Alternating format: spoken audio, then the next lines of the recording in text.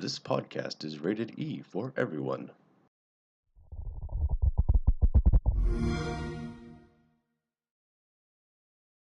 Hello, everyone, and welcome to the Xbox Zone. My name is Matt Tuna Turner, and I am your host for this podcast. If you are listening to this today, this is the inaugural episode of the Xbox Zone. So, welcome. Thank you for coming. The Xbox Zone is going to be a bi weekly podcast where I will be doing discussions, reviews, that sort of thing for everything Xbox One, Xbox 360, and even the OG Xbox. But before we get into the podcast as a whole, why don't I do a little introduction about myself? So, as I mentioned at the top of the show, my name is Matt Tuna Turner, and I am the host of this podcast. This is a new podcast for me. I have another podcast available called Nifty Ninty. It is a Nintendo-centric podcast. There are a few episodes up for that, and it is even on iTunes as of now, which is great. You'll be able to find this one on iTunes shortly as well. I am an avid gamer, as I'm sure a lot of you are, hence why I do these podcasts. I quite enjoy playing games, talking about games, getting involved in gaming, trying to get you guys involved in discussions, and building a community around gaming. That's why I do this. This is why I play games. You can also find me on streaming services and all that sort of thing as well. But let's talk about a bit about my past with the Xbox. When the original Xbox came out all those years ago, I fell in love with that big black box. I had a GameCube at the time. My friends all had PlayStations, and I told them they were nuts. PlayStation, blah, whatever. I saw that big black box, and I was like, oh, I have to have that. I think it was the most powerful video game console at the time. So I picked one up. It came with Halo, and I fell in love with Xbox.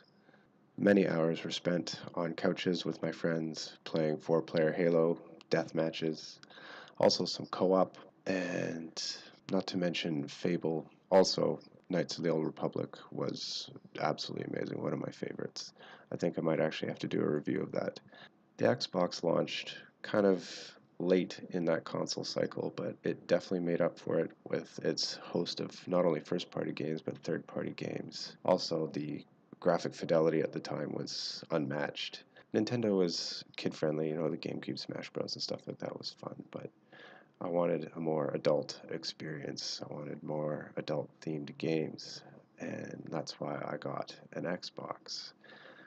The controllers were, at the time, among the best, and Microsoft had 3 different sizes, or small, medium, large, of those original controllers, and they felt so good in your hands, especially for like long play sessions. I know that I must have played Halo like straight when I first got it. I used to actually pack my Xbox and bring it to my friend's place, and we would play Halo. That's how diehard we were. It's kind of like an old school LAN party. Halo may have been the game that made me fall in love with Xbox, but it wasn't what kept me coming back. Whether it was GTA, Fable, Need for Speed, Knights of the Old Republic, Forza, it didn't matter. The games kept coming, and the experiences were absolutely amazing. And everything seemed to play better on the Xbox. It was smoother, it looked better, the sound was better. So it was easy to fall in love. And then Microsoft followed up the Xbox with the Xbox 360, and they seriously took Sony to task. The Xbox 360 was the first console ever to have HD graphics, and it was amazing. They built on everything they learned from the original Xbox and just ran with it for the Xbox 360. The Xbox 360 became one of my favorite consoles of all time. I absolutely love my 360. I played the snot out of it. And then, of course, the Red Ring of Death happened. So I've actually been through 2 360s. I bought the Halo 3 themed Xbox 360 because I love Halo. I'm looking forward to Halo Infinite so much. With Microsoft momentum just rolling through the 360, it was absolutely amazing. Then they dropped the Xbox One. and it was again one of the most powerful consoles at the time. And as Phil Spencer likes to say, games play better on Xbox. I now own an Xbox One X, and that couldn't be any more true than it was when he said it. Anyways, that's enough about me and my love for Xbox, even though I got the feels. So, Microsoft, if you're listening, I love you guys. Anyways, as this is the inaugural episode of the Xbox Zone, I don't really have a format for this show. For those of you that listen to my other podcast, and if you don't, you definitely should, but after this, okay? After. I have a fairly rigid format for that. I run down releases, news, all that sort of thing. For this podcast, I kind of want to keep it a little more open, a little more free flow. I'd love to have guests, that sort of thing on the show. I will be taking questions, and I will do a game review for every show as well. But in terms of the rest of it, I think I want to keep it kind of general, not so structured. Of course, that could change over time. I'm always evolving, changing things. But for now, we're going to keep this kind of free flow, open, and hope you guys enjoy. I'd really like to know your feedback, so you can leave it in the comments below, and also find me on Twitter. But for now, why don't we get into the show itself? As I mentioned, this is the inaugural episode, so this is going to be a shorter show. It's going to be kind of just a taste, an introduction to what you can expect in the weeks to come. All right, so over the first half of July, we have seen a few notable releases on the Xbox, those being the Red Faction Remastered Edition. That is quite the mouthful to say, but it is a remastered edition of the Red Faction game coming to Xbox One and upgraded with 4K graphics, which is awesome. Another first for Xbox this month was No Man's Sky. No Man's Sky was originally just PC and PS4 exclusive, but it got a massive update and is finally coming to the Xbox, which is great. I have it on my PC. I played a lot of it at the beginning, but felt it was kind of boring. However, I think with the update, it's gotten a lot more fun to play. They've added a lot of things, some PvP, I think, so it might be worth getting back into, especially since I can just play it on my Xbox. And in terms of games with gold this month, the real standout is the Tom Clancy Splinter Cell Conviction game, and that is only available until July 31st. So if you haven't got it, I suggest downloading it so you can keep it.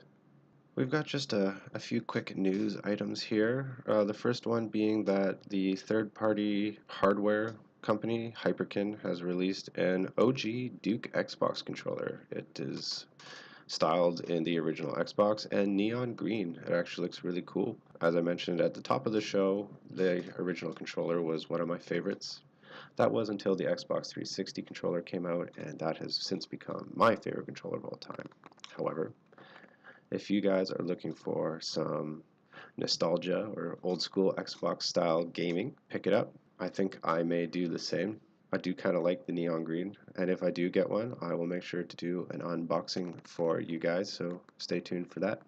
This month also saw the release of the anticipated Xbox update. Microsoft announced this at their press conference at E3, and it essentially makes the dash a little faster, makes finding content easier, also offers improvements to Mixer, which, by the way, if you guys are on, you can find me on Mixer. I'll add a link in the description below. You can also add groups to your games and apps. There are more search options. Like I said, updates to Mixer. You can actually now share the controller on the web, which is kind of cool. And also full screen broadcasting for Mixer, making the fidelity that much better. So Microsoft promised a new update coming July, and they delivered. Last but not least, this will make up the bulk of this show. There is a rumor of some new Xbox hardware coming out. We don't know when, it's just a rumor, and it is currently codenamed Scarlet. There are two SKUs for this new hardware. One is a typical home console like your Xbox One.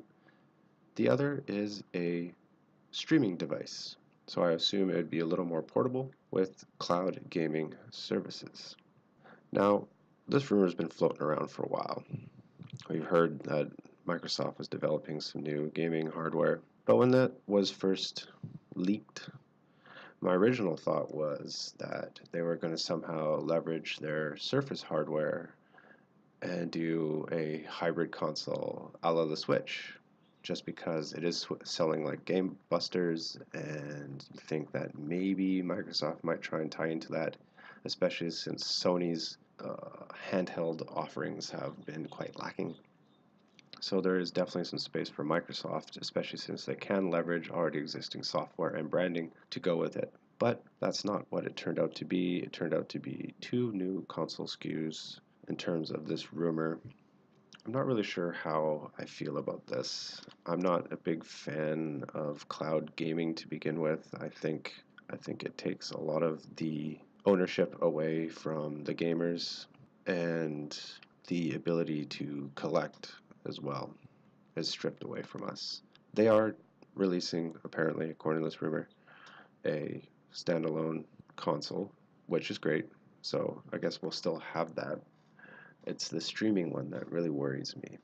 Sure, you'll be able to take it on the go, but you would need a consistent internet connection for that, and you're not able to do that on a train or a bus or a plane. Planes, trains, and automobiles. So it makes you wonder, what's the point?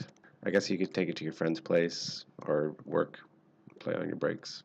I don't recommend playing during work hours unless you happen to work at Xbox, and hey, awesome.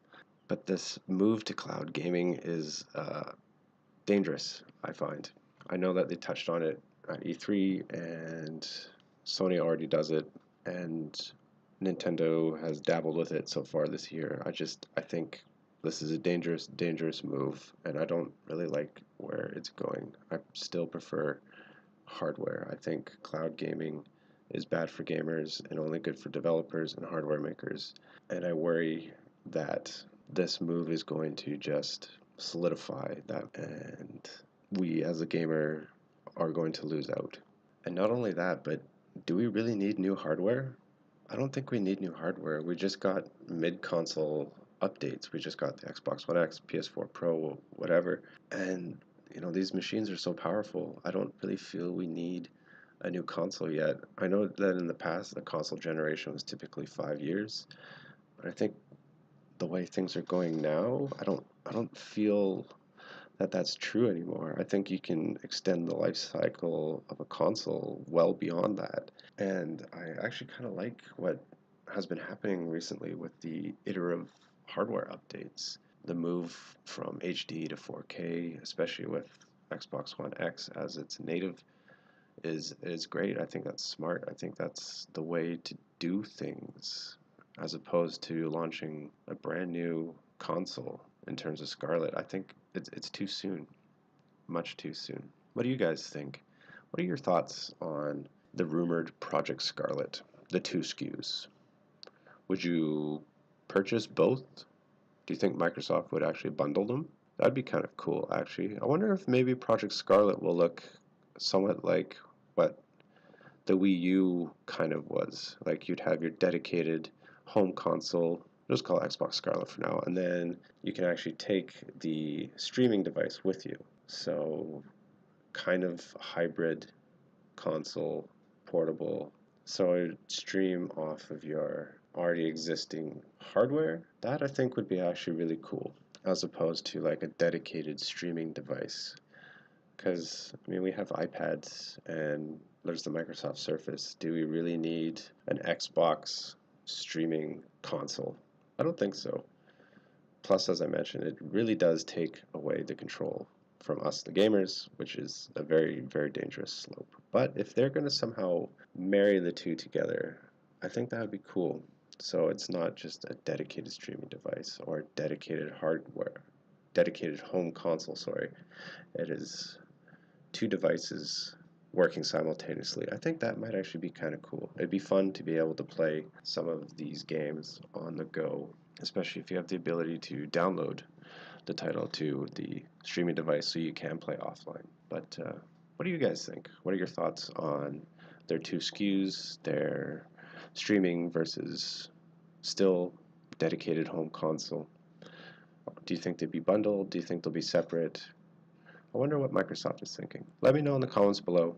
Find me on Twitter. I'll put a poll up and you guys can vote on that and I'll report back with your results. Personally, I'm hoping that if this does end up being true, that it is a marriage of two devices as opposed to two dedicated independent consoles. Alright, so at this point in the show, I would normally, at least if you listen to my other podcast, you would know that I would be normally taking questions, asking you guys some questions, that sort of thing. But this is the first episode, so obviously I won't have any questions to take. And if you are listening, I just asked you a bunch of questions about the potential for the new Xbox Scarlet. So find me on Twitter, and if you like this, when we're done, go check out my other podcast. It would be great if you could subscribe to my channel. But moving on, as I like to do game reviews because I like to play games and I like to review them for you guys, I do have a review. Just before we get into the review, for those of you that listen to my other podcast, and if you don't, you really should, but after, you'll know that I do have a certain formula, rhythm, whatever you want to call it, that I go through for reviews.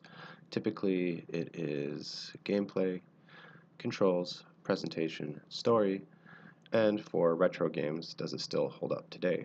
In terms of Microsoft retro gaming, that would really only apply to the OG Xbox games. So Halo, Fable, Knights of the Old Republic, those sorts of things. So for now, I'm going to keep with the same formula that I've been going with. And for this episode, I will be reviewing Ori and the Blind Forest, which I downloaded off the Microsoft Store on my Xbox One. Ori and the Blind Forest is a beautiful Metroidvania 2D platformer developed by Moon Studios and released in 2015.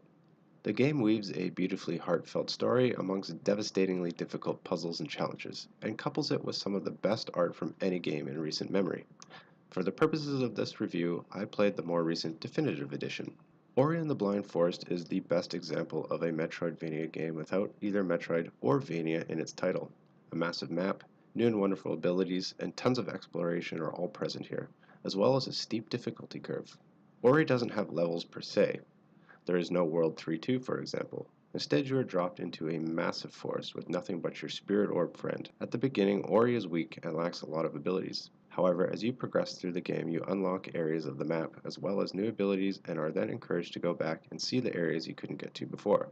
Thankfully, getting around the forest is made easy through a series of portals. Of course, you need to find the portals first. The various areas of the forest all have a very different feel and pose their own sets of challenges. The most difficult being one where the controls are reversed.